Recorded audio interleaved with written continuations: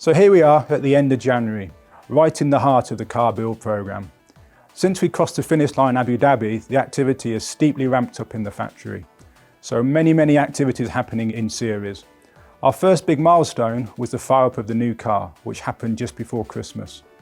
On top of that, we've been through the homologation of the chassis. These are a series of tests that we have to pass before we can go racing. And then we're into a lot of T&D tests. So firstly on a component level, and then build up to the major assemblies of the car to make sure that we hit all of our performance and reliability target. Now we're going to talk you through this in more detail.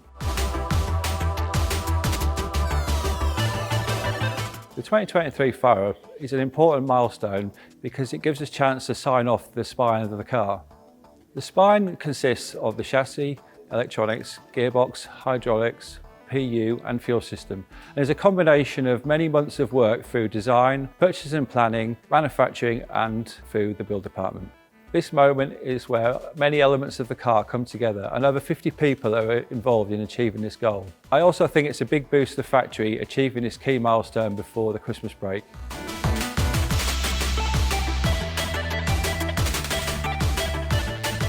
So in December and January, it's some of the busiest times of the year in the composite manufacturing departments.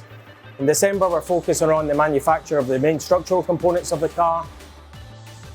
January is our busiest month in the build period. We're focused on getting up to quantities of structural components such as the chassis and transmission carriers, and we're also seeing the first aerodynamic components such as wings and floors coming into the departments. So the areas such as the clean room, the fitting area, the machining areas will be working 24/7 as we're building car quantities ready for the first test.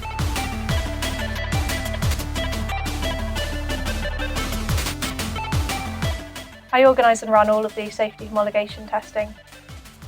The safety structure homologation testing is a group of tests that are done by every single team to ensure that all of their cars are safe enough for the drivers in case there is any accidents. There are around 25 different tests across the car and every single one needs to be signed off and witnessed by the FIA.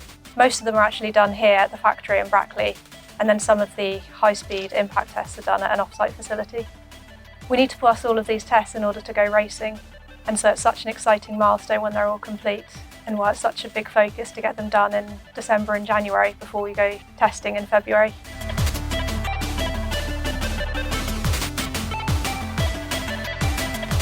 From a T&D design point of view, January is spent predominantly designing some of the later fixtures which are going to be used to test all of the car parts, and we also spend quite a lot of the time down in the lab making sure that all of the fixtures go together so that all of the car parts can be signed off ahead of the season starting.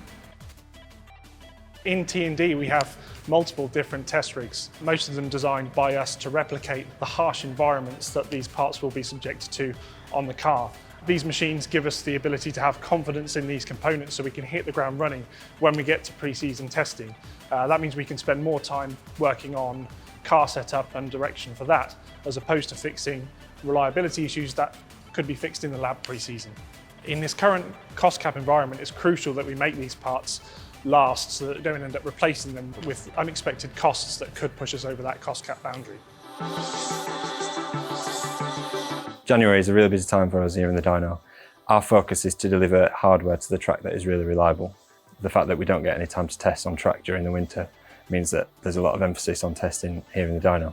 We've got the capability to test all the car systems. We can test the brakes, the transmission, the power unit and the cooling system here in the dyno. And then we can test the power unit and the cooling system as a whole together, which allows us to see any issues before the car arrives at the circuit, meaning that when the car does get to the circuit, the focus can be on performance and they don't have to worry about any of the reliability.